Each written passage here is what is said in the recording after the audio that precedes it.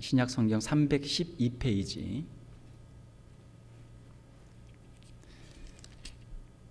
에베소서 3장 1절에서 13절까지 저와 여러분이 교독하겠습니다. 이러므로 그리스도 예수의 일로 너희 이방인을 위하여 갇힌 자 된 나 바울이 말하거니와 너희를 위하여 내게 주신 하나님의 그 은혜의 경륜을 너희가 들었을 터이라. 곧 계시로 내가 비밀을 알게 하신 것은 내게 비밀을 알게 하신 것은 내가 먼저 간단히 기록함과 같으니 그것을 읽으면 내가 그리스도의 비밀을 깨달은 것을 너희가 알 수 있으리라. 이제 그의 거룩한 사도들과 선자들에게 성령으로 나타내신 것 같이 다른 세대에서는 사람의 아들들에게 알리지 아니하셨으니 이는 이방인들이 복음으로 말미암아 그리스도 예수 안에서 함께 상속자가 되고 함께 지체가 되고 함께 약속에 참여하는 자가 됨이라. 이 복음을 위하여 그의 능력이 역사하시는 대로 내게 주신 하나님의 은혜의 선물을 따라 내가 일꾼이 되었노라. 모든 성도 중에 지극히 작은 자보다 더 작은 나에게 이 은혜를 주신 것은 측량할 수 없는 그리스도의 풍성함을 이방인에게 전하게 하시고 영원부터 만물을 창조하신 하나님 속에 감추어졌던 비밀의 경륜이 어떠한 것을 드러내게 하려 하심이라. 이는 이제 교회로 말미암아 하늘에 있는 통치자들과 권세들에게 하나님의 각종 지혜를 알게 하려 하심이니 곧 영원부터 우리 주 그리스도 예수 안에서 예정하신 뜻대로 하신 것이라. 우리가 그 안에서 그를 믿음으로 말미암아 담대함과 확신을 가지고 하나님께 나아감을 얻느니라. 그러므로 너희에게 구하노니 너희를 위한 나의 여러 환난에 대하여 낙심하지 말라. 이는 너희의 영광이니라. 아멘. 우리 함께 읽으신 말씀을 가지고 이방인을 위한 복음이란 제목으로 말씀을 전하도록 하겠습니다. 우리 좌우에 계신 분과 인사 한번 하겠습니다. 하나님은 당신도 사랑하십니다. 여기서 포인트는 도에 있습니다. 당신도 사랑하십니다. 전제는 무엇이 있습니까? 하나님이 나를 사랑하십니다. 하나님이 나를 사랑하시고 하나님이 당신도 사랑하십니다 라고 하는 것이죠. 자, 오늘은 함께 읽은 이 말씀을 통해서 이방인을 위해 복음을 전하는 사도 바울의 그 마음과 헌신된 자세를 우리가 배우고 우리의 신앙과 우리의 사역에 우리가 한번 적용해 보도록 하겠습니다. 자, 첫 번째로 오늘 본문 말씀을 읽으면서 우리 한 가지 질문을 할 수 있죠. 첫 번째 질문은 누가 이방인인가? 과연 이 이방인이라고 하는 이 단어죠. 1차적인 의미로 이방인은 유대인이 아닌 사람을 이방인이라고 합니다. 이 이방인이라고 하는 이름은 유대인들이 만든 단어예요. 유대인들이 유대인이 아닌 사람들을 이방인이다 이렇게 이름을 붙인 것이죠. 구약의 관점에서 보게 되면은 이방인은 하나님의 율법도 모르고 또 하나님의 그 구원의 약속 밖에 있는 사람들이 이방인들이죠. 그래서 그들은 구원받을 수 없는 사람들이죠. 자, 그런데 오늘 우리가 함께 읽은 말씀 에베소서 3장 1절을 보게 되면 사도 바울의 말씀에 이러므로 그리스도 예수의 일로 너희 이방인을 위하여 갇힌 자 된 나 바울이 말하거니와. 사도 바울은 자신은 이방인을 위해서 갇힌 자가 되었다. 바로 누구? 너희 이 예베소 교회 성도들이죠. 예베소는 터키 지역이니까 그들이 이방인들이죠. 예베소 교회 성도들 바로 너희 같은 이방인들을 위해서 나는 복음을 전하는 사람이고 너희들을 위해서 갇힌 자가 되었다라고 자신을 소개하고 있습니다. 자, 유대인들에게 이 사도 바울이 많은 고난을 당했죠. 그 이유는 이방인들에게 복음을 전한다라는 것 때문에 사도 바울이 많은 고난을 당했습니다. 자, 우리가 요즘에도 이방인이라는 단어를 사용하고 있는데요. 우리가 흔히 사용하고 있는 현대적 의미의 이방인은 무엇입니까? 우리와 다른 사람들 아니면은 어떤 그 울타리 안에 있는 그 어떤 경계 밖에 있는 사람들을 우리가 이제 이방인이다 이렇게 이야기하죠. 다른 곳에서 온 사람, 우리와 같지 않은 사람을 우리가 이방인이다 이렇게 이야기합니다. 지금은 이제 국제화 사회가 되어서 많은 사람들이 서로 이제 국경을 넘나들면서 왕래를 하고 있습니다. 흔히 우리가 이제 외국인이다라는 말을 많이 쓰죠. 우리가 살고 있는데 외국의 국적을 가진 사람들이 와서 살 때 우리가 외국인이다 이렇게 이야기하죠. 만약 우리가 한국에서 살고 있으면은 우리가 이 땅의 주인들이고 밖에서 온 사람들이 외국인들이죠. 자, 반대로 우리가 미국에 와 이민을 와서 살고 있으면 어떻습니까? 원래 미국에서 살던 사람들이 미국 사람이고 미국 주인들이고 우리는 그 사람들이 볼 때는 우리가 이방인이죠. 우리가 나그네고 우리가 낯선 사람들이죠. 자, 이방인이라고 하는 개념은 그 주관에 따라서 우리가 주인이 될 수도 있고 이방인이 될 수도 있는 것이죠. 만약 외국인이라는 단어, 그냥 다른 나라에서 온 사람, 외국인이라는 그런 단어는 가치 중립적인 단어라면은 이방인이라고 하는 것은 우리 문화를 잘 모르는 사람, 우리 말도 잘 모르는 사람, 우리와는 다른 사람이라고 하는 좀 편견이 있는 그런 배타적인 단어가 바로 이방인입니다. 자, 그런데 사도 바울은 바로 그런 이방인들을 위해서 사도가 되었다라고 자신을 소개하고 있는 것이죠. 자, 그러면 두 번째 질문으로 사도 바울은 왜 이방인의 사도가 되었습니까? 사도 바울은 어떤 사람이었습니까? 사도 바울은 유대인이죠. 베냐민 지파 출신이고 율법에 열심히 있는 바리새인이었습니다. 사도 바울은 자신이 이방인을 위한 사도가 된다는 것은 꿈에도 생각해 본 적이 없는 일이에요. 사도 바울은 그가 회심하기 전에는 어떻게 살았습니까? 율법에 열심히 있었고 그는 바리새인이었고 율법을 충실하게 지키면서 그 관점에서 예수 믿는 사람들을 핍박하고 스데반의 순교에도 함께 동참하고 앞장섰고 또 다메섹에 있는 믿는 사람들을 핍박하기 위해서 대제사장으로부터 공문을 받아가지고 그 사람들을 핍박하기 위해서 의기양양하게 길을 나서던 사람이 바로 사도 바울이었죠. 회심하기 전에 사울이었죠. 자, 그런데 그가 다메섹으로 가는 길에서 예수님을 만나게 됐습니다. 예수님을 만났어요. 부활하신 예수님을 만났어요. 당신은 누구십니까? 네가 핍박하는 예수라.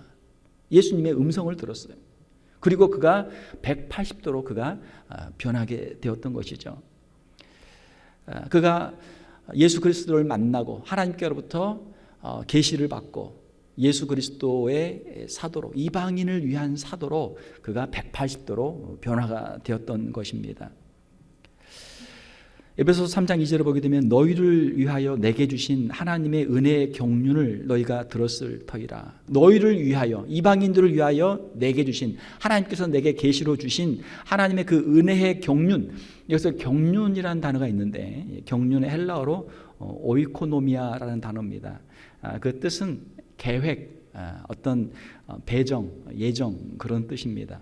하나님께서 이 땅에 있는 많은 사람들을 구원하시기 위해서 은혜로 구원하시기 위해서 어떤 계획들을 가지고 있었는데 그 계획을 사도 바울에게 알려주셨고 사도 바울이 하나님께로 받은 그 계시를 성도들에게 전하여 주었다라고 하는 것이죠.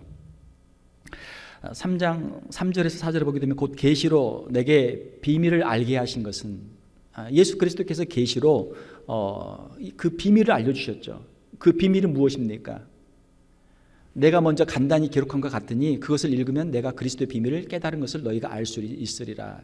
전에 너희에게 먼저 전해 주었던 것이다 라고 하는 것이죠. 자, 그 비밀은 무엇이었습니까? 그 비밀은 바로 율법이 아니라 예수 그리스도를 믿음으로 말미암아 구원을 받는다. 갈라디아서에 기록이 되어 있고 로마서에 기록이 되어 있고 에베소서에 기록이 되어 있고 사도 바울의 모든 서신에 기록이 되어 있는 우리가 율법으로 구원받는 것이 아니고 예수 그리스도를 믿음으로 말미암아 구원을 받는다. 이것이 예수 그리스도의 계시죠. 이것이 하나님의 구원의 그 비밀이죠. 자, 그런데 이것은 예수 그리스도를 믿는 것은 유대인뿐만이 아니고 이방인에게도 차별이 없다. 유대인의 관점에서 볼 때는 우리에게 율법이 있고 우리에게 구원이 있고 우리에게 약속이 있고 우리는 하나님의 백성이 있고, 이방인들은 하나님의 율법도 없고 하나님의 약속도 없고 구원을 받을 수 없는 사람이다. 이것이 유대인들이 가지고 있는 대전제거든요. 자, 그런데 하나님께서 사도 바울에게 계시를 주셨는데 이제는 율법이 아니라 믿음으로 구원을 받고 유대인이나 이방인의 차별이 없다라고 하는 것을 하나님께서 사도 바울에게 계시해 주신 것이죠. 자, 그러므로 세 번째로 예수 그리스도 안에서는 유대인이나 이방인의 차별이 없다라고 하는 것을 사도 바울이 깨닫게 되었어요. 이것이 얼마나 큰 깨달음입니까? 우리가 볼 때는 너무나 당연한 이야기죠.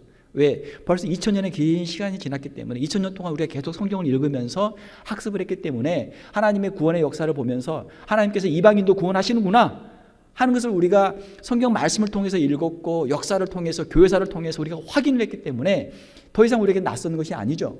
그러나 2000년 전에 유대인 크리스찬들에게는 이것이 얼마나 충격적인 사실이었는가.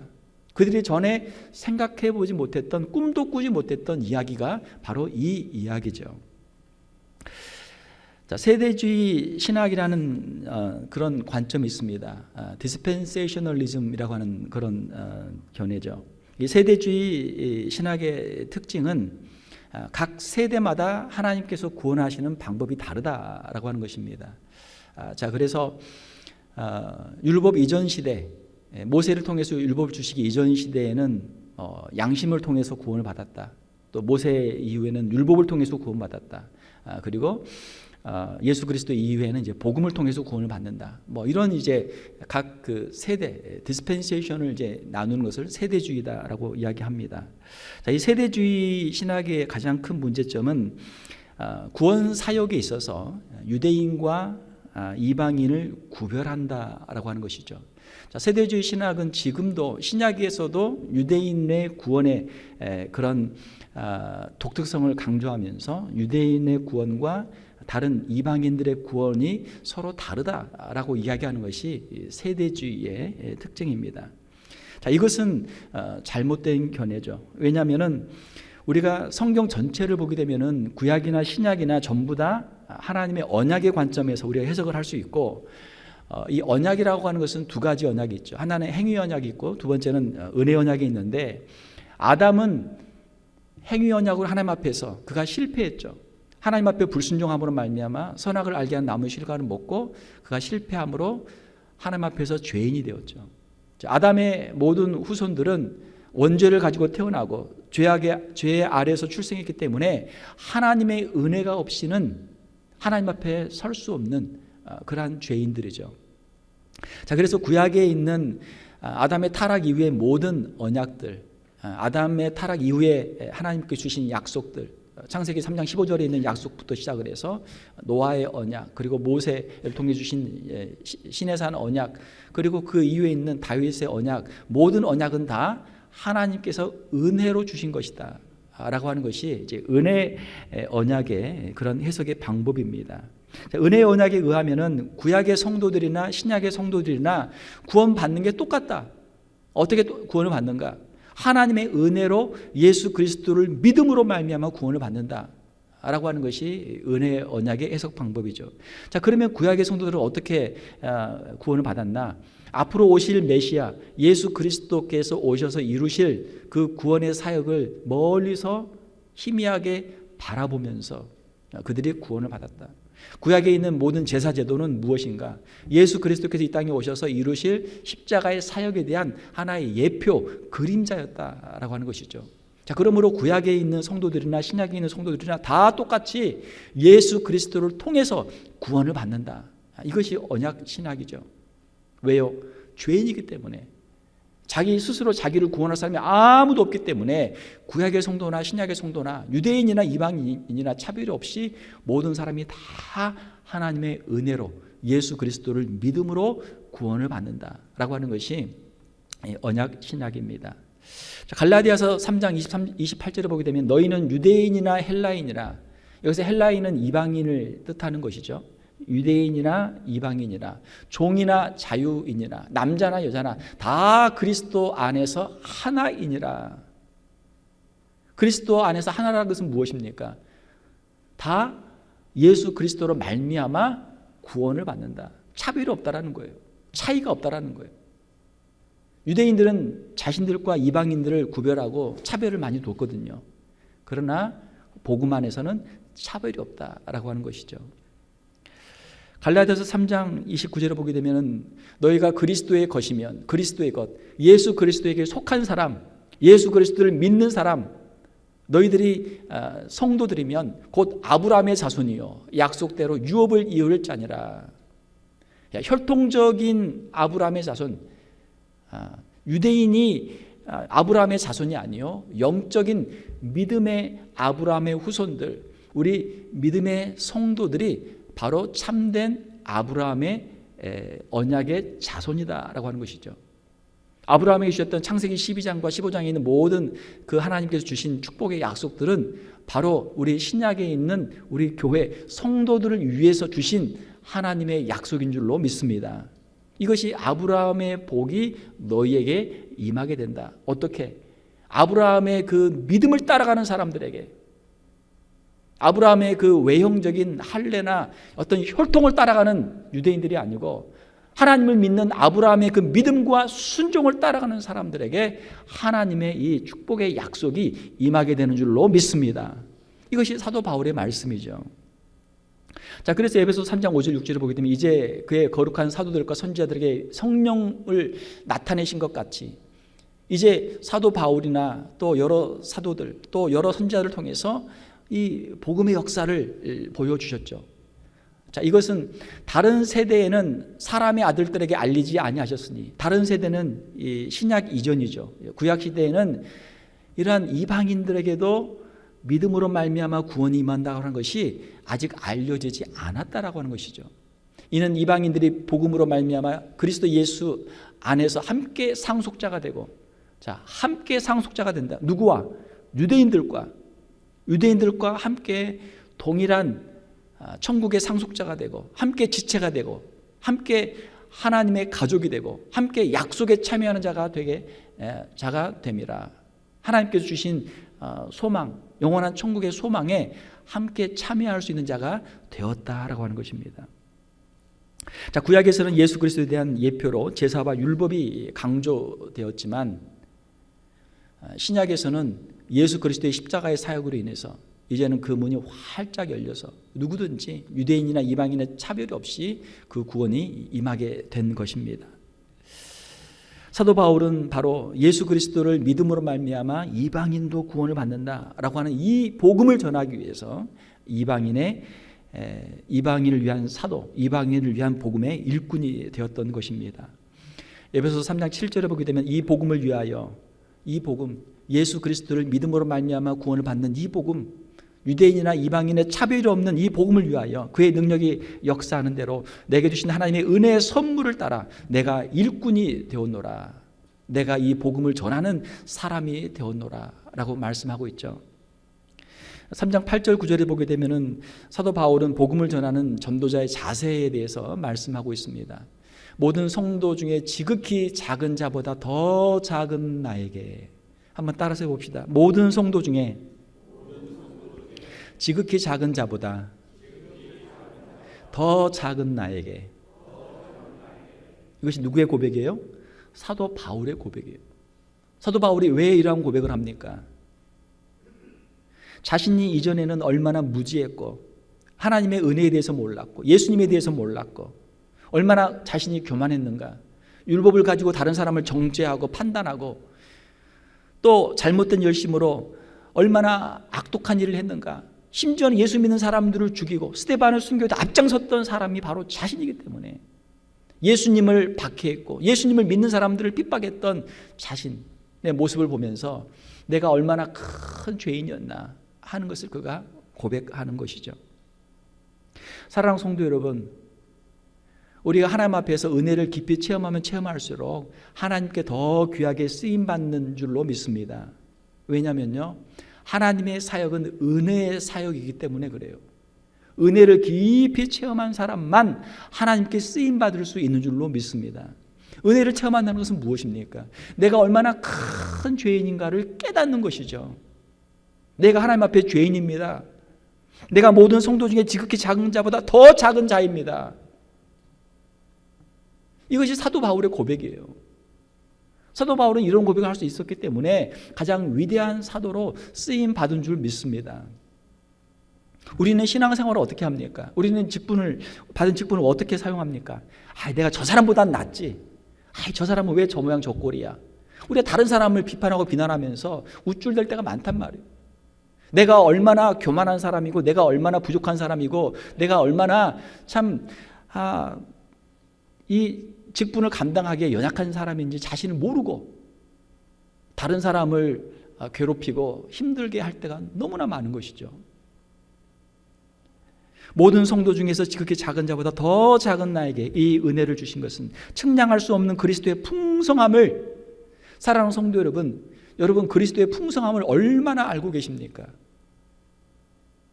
그리스도의 풍성함, 우리를 죄에서 구원하시고 우리 자신뿐만이 아니고 수많은 영혼들을 구원하시는 주님의 그 능력을 체험하는 저와 여러분들이 되시기를 주님의 이름으로 축원합니다. 그리스도의 풍성함을 이방인에게 전하게 하시고, 사도 바울은 왜 유대인들에게 복음을 전하지 않고 왜 이방인들에게 복음을 전했을까? 이것이 아주 큰 그 질문입니다. 한번 계속 생각을 해보세요. 왜 사도 바울은, 다른 사도들은 다, 예수님의 12제자들은 다 유대인들에게 집중적으로 사역을 했는데 왜 사도 바울은 유대인들에게 가지 않고 이방인들에게 갔을까? 한번 생각을 계속 해보세요. 이방인에게 전하게 하시고 영원부터 만물을 창조하신 하나님 속에 감추었던 비밀의 경륜이 어떠한 것을 드러내게 하려 하심이라. 영원부터 감추어졌던 비밀의 경륜, 영원, 하나님께서 온 우주 만물을 창조하시기 전, 창세 전부터 하나님께서 계획하시고 예정하셨던 하나님의 그 구원의 계획, 그 안에 예수 그리스도를 통해서 예수 그리스도를 믿는 자들에게, 유대인뿐만이 아니고 이방인들에게도 구원을 베푸시기를 원하셨던 하나님의 계획이 있었다라고 하는 것이죠. 그런데 이 계획이 언제 나타났습니까? 에베소 3장 10절 11절에 보게 되면은 이는 이제 교회로 말미암아, 신약의 교회로 말미암아 하늘에 있는 통치자들과 권세들에게, 하늘에 있는 통치자와 권세들은 영적인 존재들입니다. 천사들과 영적인 존재들이에요. 신약의 교회로 말미암아 하늘에 있는 영적인 존재들, 천사들에게 하나님의 각종 지혜를 알게 하려 하심이니, 하늘에 있는 통치자들과 권세들, 영적 존재들, 천사들도 하나님의 지혜를 모르고 있었어요. 하나님의 비밀이 아직 알려지지 않은 상태에 있어요. 그런데 그 놀라운 계시가 바로 사도 바울과 신약의 교회를 통해서 나타나게 되었고, 이것이 영적 존재들에게 이제 알려지게 되었고, 영원부터 곧 영원부터 우리 주 그리스도 예수 안에서 예정하신 뜻대로 하시는 것이라. 하나님의 각종 지혜를 알게 하시는 것이 이제 나타나게 되었다라고 하는 것이죠. 그러므로 사도 바울이 받은 이 계시가 얼마나 큰 것입니까? 그 긴 시간 동안 비밀로 감춰져 있었고, 심지어는 영적 존재들도 천사들도 알 수 없는 베일에 쌓여 있는 비밀로 있었던 것이 이제 오픈이 된 거죠. 에베소 3장 12절에 보게 되면 우리가 그 안에서 그를 믿음으로 말미암아, 그 안에서 예수 그리스도 안에서 예수 그리스도를 믿음으로 말미암아 담대함과 확신을 가지고 하나님께 나아감을 얻느니라. 예수 그리스도를 통하지 않고는 그 누구도, 죄인인 인간은 하나님 앞에 나갈 수가 없습니다. 죄인이 회개하지 않고 죄 사함을 받지 못하고 거룩하신 하나님 앞에 나가면 바로 그에게는 죽음뿐이죠. 그러나 이제는 예수 그리스도의 십자가의 능력으로 말미암아, 십자가의 대속으로 말미암아 예수 그리스도를 믿는 자는 누구든지 하나님 앞에 담대히 나갈 수 있는 새롭고 산 길이 열리게 된 줄로 믿습니다. 이것이 복음이에요. 마지막으로 사도 바울은 자신의 환난을 통해서 환난 중에 있는 에베소 교회 성도들을 위로하며 그들이 얼마나 귀한 존재들인지 말씀하고 있습니다.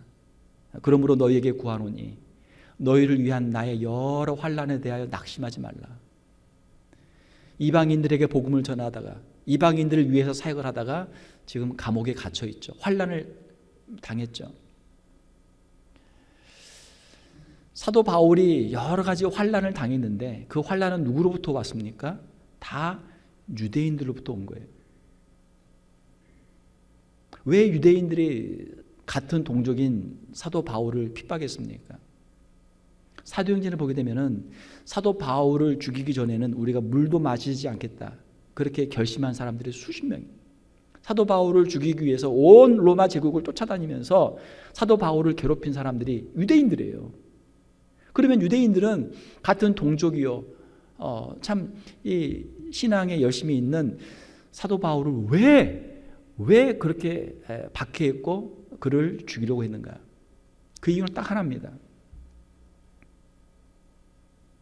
구원이 유대인에게만 있는 것이 아니고 구원이 이방인에게도 있다. 우리가 율법을 지킴으로 구원을 받는 것이 아니고 예수 그리스도를 믿음으로 말미암아 구원을 받는다. 이것을 전했기 때문에 사도 바울을 죽이려고 그렇게 쫓아다니는 거예요. 너희를 위한 나의 여러 가지 환난에 대하여 낙심하지 말라. 자, 예배소 교회의 성도들도 유대인들로부터 많은 핍박을 받았거든요. 너희들도 지금 예수 믿는 것 때문에 환난과 핍박을 당하고 있지. 그 고난 가운데 낙심하지 마라. 이는 너희의 영광이니라. 가장 위대한 사도인 사도 바울은 특별히 이방인들을 위해서 사역을 했습니다. 가장 위대한 사도 바울이 이방인을 위해 사역했다고 하는 것은 이방인들이 얼마나 귀한 존재인가 하는 것을 반증하는 것이죠. 이방인을 위한 사역이 그만큼 중요하고 값어치가 있었다라는 것입니다. 이방인을 위해 사도 바울이 받는 환난은 바로 이방인들에게 큰 영광이 되는 것이죠. 왜요? 가장 위대한 사도가 이방인들을 위해서 사역했고 그 어려움을 당하면서 환난을 당하면서까지 사역을 했기 때문에 이방인들이 얼마나 귀중한 존재인가 하는 것을 보여주는 것이죠.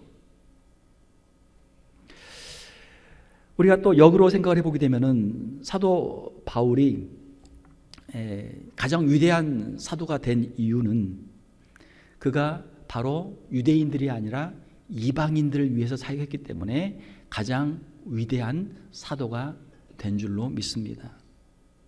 다른 모든 사도는 다 예루살렘에서 복음을 전해요. 자레야, 사마리아, 유대에서 복음을 전해요. 그런데 사도 바울은 멀리 이방 지역에 가서 복음을 전합니다. 사도 바울은 유대인을 뛰어넘어 이방인을 향해서 새로운 사역을 개척했습니다. 이미 남들이 세우는 터 위에 내가 사역을 하지 않고 내가 새로운 곳에 가서 개척을 해서 내가 사역을 하리라. 개척 정신, 이것이 사도 바울의 그러한 결심이었죠. 오늘날 이스라엘에 있는 기독교 인구를 보게 되면은 약 15만 8천 명이 된다고 합니다. 이스라엘 인구의 2%가 기독교인이에요. 예루살렘 교회가 사도행전을 보게 되면은 오순절에 성령이 임해서 많은 사람들이 예수님을 믿습니다. 3천 명이 믿고 5천 명이 믿고, 그렇게 해서 예루살렘 교회가 아주 크게 부흥했어요. 성령 충만했던 예루살렘 교회 초대 교회입니다. 자, 그 교회가 지금 이스라엘의 크리스찬들이 얼마가 되었는가? 지금 15,800명, 15만 8천 명이에요. 3천 명, 5천 명에서 15만 8천 명이 됐으면 나름대로 성장을 한 거죠. 예. 그러나 이건 이방인들에 비하면 이건 너무나 적은 숫자죠. 전 세계적으로 보면 어떻습니까? 전 세계적으로 보게 되면 현재 기독교인 인구가 22억 명이에요. 전 세계 인구의 31%입니다. 자, 3천 명, 5천 명에서 15만 8천 명이 된 유대인 신자들하고 제로에서 22억이 된 이방인 신자하고 한번 비교를 해보세요. 자, 어디가 훨씬 더 사역이 잘 됐어요? 당연히 이방인 사역이 훨씬 잘 된 거죠. 한국이 지금 세계 경제 10위권에 들어섰습니다. 한국의 경제 성장의 비결이 무엇이었는가? 그것은 바로 수출 주도형 산업 구조였다라고 하는 것이죠. 5천만 명이 살고 있는 한국에서는, 대한민국에서는 아무리 물건을 팔아봐야 5천만 개를 팔면 끝이잖아요. 더 이상 팔 수 없단 말이에요. 그러나 전 세계 78억 인구를 향해서 물건을 팔게 되면 얼마든지 팔 수 있는 거죠. 그래서 수출 주도형 산업 구조가 현재 대한민국의 경제 성장을 이루게 되었다라고 하는 것이 이제 학자들의 그런 견해입니다. 우리 한인들이 미국에 와서, 이민을 와서 이제 살면서 여러 가지 비즈니스를 합니다. 자, 비즈니스 할 때 한국 사람만 상대로 우리가 사역을, 만약에 비즈니스를 한다, 그러면 워싱턴 지역에 있는 한인들이 얼마나 됩니까? 한 5만 됩니까? 메릴랜드까지 한 10만 됩니까? 그러면은 우리 대상이 5만, 10만밖에 안 되잖아요. 그러나 만약에 우리가 미국 사람들을 상대로 비즈니스를 할 수 있다면 어떻게 됩니까? 그 비즈니스가 어떻게 돼요? 뭐 수백만, 뭐 수천만까지, 미국 전역을 한다면 뭐 수억, 3억까지 될 수 있는 거죠. 사도 바울의 이방인을 위한 사역, 사도 바울이 이방인을 위해 사역을 시작했을 때 그 유대인 크리스찬들의 입장에서, 또 크리스찬이 아닌 유대인들의 입장에서 볼 때는 왜 이방인들에게 가서 복음을 전하느냐? 저 사람들은 쓸데없는 사람, 필요 없는 사람, 구원 못 받을 사람, 우리와는 다른 사람인데 왜 이방인들에게 가서 복음을 전하느냐? 사도 바울의 사역을 무시하는 사람도 있었을 것이고, 사도 바울의 사역에 화를 내고 사도 바울을 핍박하고 죽이려고 하는 사람들도 있었어요. 그러나 사도 바울은 이방인을 위한 사역을 그가 결심했고, 그 생명이 다하기까지, 로마에서 순교하기까지 이방인을 위한 사역을 멈추지를 않았습니다. 왜 그렇습니까? 하나님께로부터 계시를 받은 거예요. 너는 이방인을 위한 사도가 되어라. 그리고 하나님께서 삼층천의 그 천국에서의 비밀을 보여주시면서 아마 요한계시록 4장, 7장, 14장에 있는 아마 그런 모습을 보여주셨을 거예요. 앞으로 어떤 일이 이루어질 것인가? 각 나라와 민족과 족속에서 수많은 사람들이 모여서 하나님과 어린 양 예수 그리스도를 찬양하는 그 모습을 보여주셨을 거예요. 아, 그렇구나. 지금은 유대인 중심의 예루살렘에서 유대인 3,000명, 5,000명이 모여서 하나님을 예배하는 신자들이 이렇게 있지만 앞으로 2000년의 시간이 지나면 유대인들 크리스찬들이야 한 15만 명 되지만 이방인들 가운데 수십억의 사람들이 예수 믿는 사람이 일어나게 될 것이다. 그 비전을 그가 본 거죠.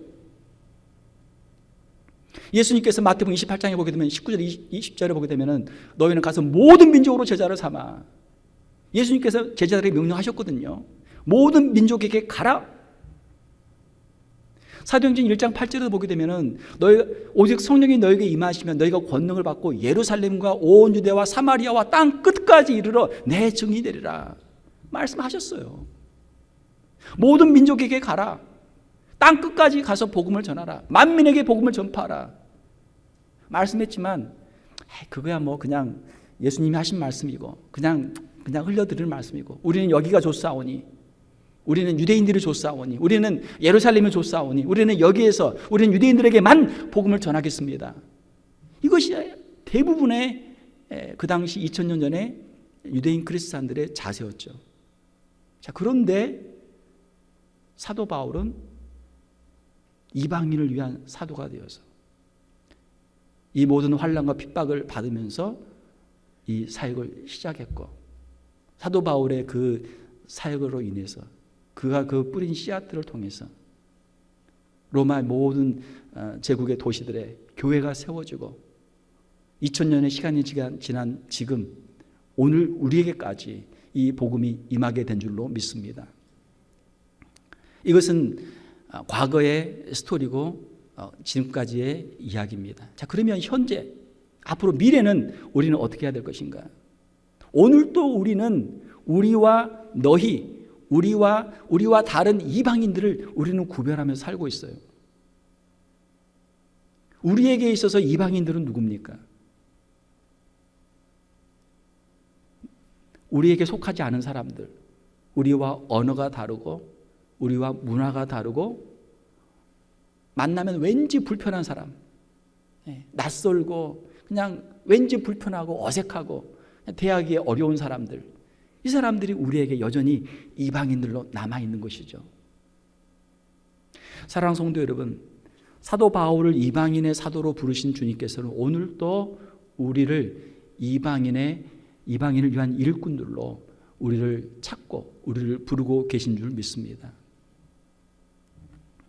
우리가 지금 현재 미국에 살고 있죠. 미국은 어떤 곳입니까? 미국은 다민족 국가입니다. 우리 코리안들 말고도 수많은 민족들이 함께 살고 있어요. 복음에는 차별이 없습니다. 복음에는 차별이 없어요. 사도 바울은 이방인들에게 복음을 전하기 위해서 멀리까지 다니며 수많은 핍박을 받으며 어려움과 고난들을 기꺼이 감당했습니다. 우리 주변에도 아직 예수님을 믿지 않는 많은 사람들이 있습니다. 사랑하는 성도 여러분, 사도 바울의 그 열정과 헌신이 우리의 마음속에도 있기를 원합니다. 하나님은 우리를 통해서도 영혼들을 구원하여 주시옵소서. 우리의 가족들, 우리의 친구들, 이웃뿐만이 아니고 더 멀리 가서 미국에서 다른 민족들에게도 복음을 전하고 땅 끝까지 가서 선교지에 가서도 복음을 전할 수 있는 사람들이 되게 하여 주시옵소서. 왜요? 우리 주님의 마음이 거기 계시기 때문에. 설교 처음에 말씀을 드렸죠. 하나님이 당신도 사랑하십니다. 바로 옆에 있는 당신, 바로 옆에 있는 사람이지만 어떻게 보면 그 사람은 당신이 아니고 우리란 말이에요. 하나님은 우리를 사랑하시는 것뿐만이 아니고 우리 밖에 있는 다른 사람들도 하나님은 사랑하시는 줄 믿습니다. 우리가 하나님의 이 크신 계획과 예수 그리스도의 복음의 비밀을 우리가 깨닫고 우리의 마음을 우리가 더 넓히기를 원합니다. 마음을 넓히면 우리가 얼마든지 품을 수 있어요. 얼마든지 품을 수 있어요. 우리에게 이방인은 과연 누구입니까? 우리 교회가 문을 더 활짝 열고 더 다양한 각계각층의 수많은 사람들에게 복음을 전하고 그들을 환영할 수 있는 우리 교회가 될 수 있기를 원합니다. 우리 교회의 문을 더 열어서 누구든지 와서 함께 예배할 수 있고 또 우리가 주님의 말씀에 순종해서 우리의 발걸음을 더 넓은 곳으로 향할 수 있는 저와 여러분들이 다 되시기를 주님의 이름으로 축원합니다. 함께 기도하겠습니다. 하나님 아버지 감사합니다. 이 시간 사도 바울을 통해서 주신 놀라운 말씀들을 우리 함께 읽었습니다. 이방인을 위한 사도가 된 사도 바울의 그 헌신과 열정들을 우리가 함께 살펴보았습니다. 하나님, 우리 자신만 알고 우리만 알고 있는 우리의 마음들을 더 넓혀 주시옵소서. 하나님의 그 계획들을 깨닫게 하시고 하나님의 마음들을 품게 하시며 이웃들을 향해서 열방을 향해서 우리의 마음을 열 수 있는 저희들 되게 하여 주시옵소서. 주님의 나라와 복음을 위해서 쓰임받는 우리 귀한 성도들 되게 하시며 주의 몸된 교회가 이 땅에서 수많은 영혼들을 품고 땅끝까지 이르러 열방을 향해서 주의 복음을 증거할 수 있는 귀한 교회가 되게 하여 주시옵소서. 거룩하신 우리 주 예수님의 이름으로 기도하옵나이다. 아멘.